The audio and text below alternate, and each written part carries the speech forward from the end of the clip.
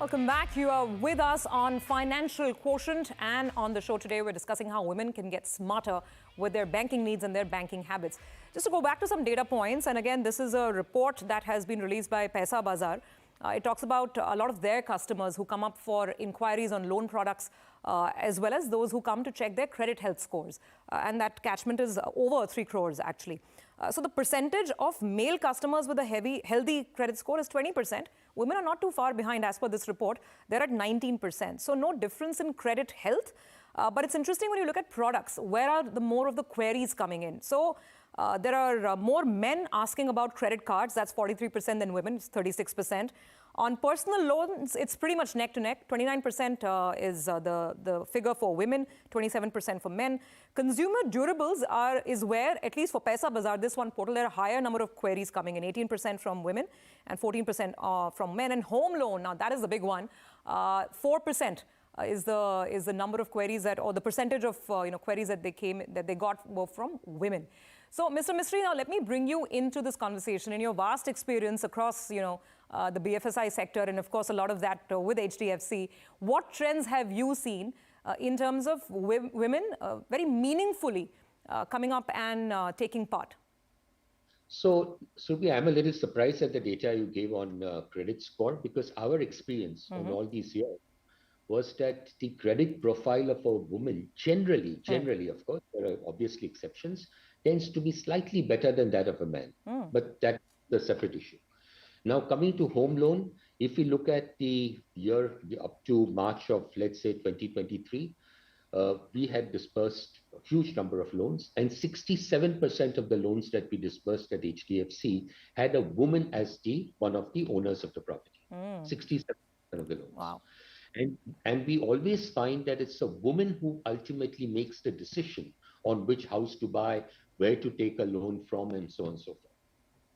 Okay, so I guess at least as far as this one, product category is concerned, women are fairly dominant. Mr. Mistry, would you like to expand on, how can women gain the same sort of confidence that they perhaps have with respect to home loans and apply that to a lot of other facets of banking, other products which are available?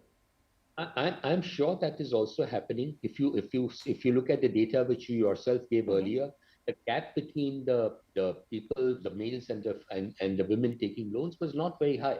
One was 27, one was 29, one was 20, one was 19. So it's not very far.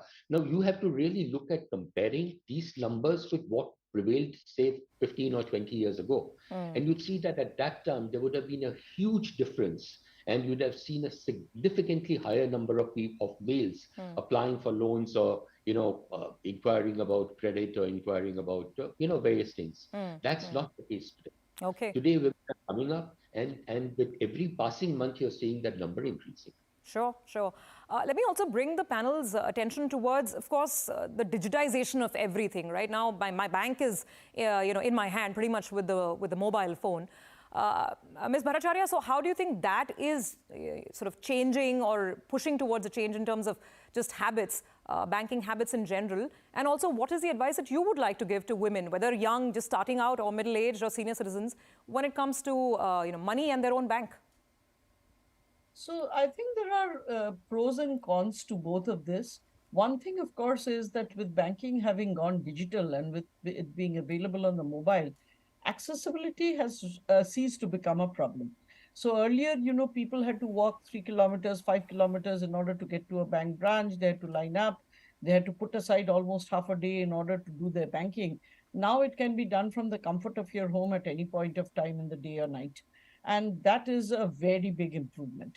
However, having said that, the access to mobile phones itself, if you compare the number of men and women who own mobile phones of their own, I think the number of women is definitely shorter than that of men.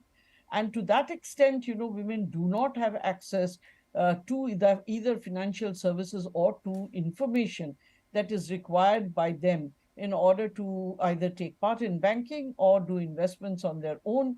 So there is definitely a disadvantage. If you look at the amount of money that is available in a household, especially in a lower middle class household, you will find the priority for getting a phone would be first for the man of the house, Second, it would be if they had school-going children who needed smartphones in order to, get material on their homework and things like that. Would be the second priority. And the last priority would be the woman of the house. So to that extent, again, women are not as, on a level platform, so to speak. But having said that, I still feel that this is something that's made, banking and investment both are more accessible to women, because a lot of women are not able to get out of the house. For them, having a mobile phone gives them that access to the external world, which otherwise would not have. Sure. This takes me back to, I think, 4-5 years ago. I remember Rajiv and I had done a show, and it was explaining how to use a QR code, what is UPI, how do you make a payment through your phone, and my God, has life completely changed from the time we shot that video, Rajiv. I'm sure you'd remember. So let me, get some final words from you as well. What's the advice that you would want to give to women in general?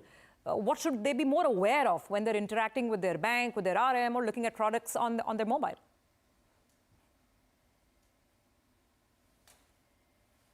I think you're on mute, Rajiv. In addition to, sorry about that, in addition to everything that we spoke about over the last 20-25 minutes, I cannot overemphasize, yes, everything is now available to you on the mobile. You don't have to go anywhere. And I think the amount of digital that is going to help us improve our lives is only going to get better and better as we go forward. But I would urge everybody to ensure that you are following safe banking as well. Keep your account information safe. Do not share your PINs or OTPs with anybody. Monitor your account activity. Be aware of scams and scamsters. Use online and mobile banking, but be careful that you're not logging in public spaces. And finally, and most important, learn about financial products and services. There's a lot of information that is available online. There's a lot of information that is available on television channels like yours. Or ultimately, do walk into any branch in any bank in this country and have a conversation with bank staff. We'd be delighted to help you as you go down this journey towards financial freedom. Okay, that sounds very optimistic and promising. Completely out of time, not out of thoughts or questions, but yes, we are out of time.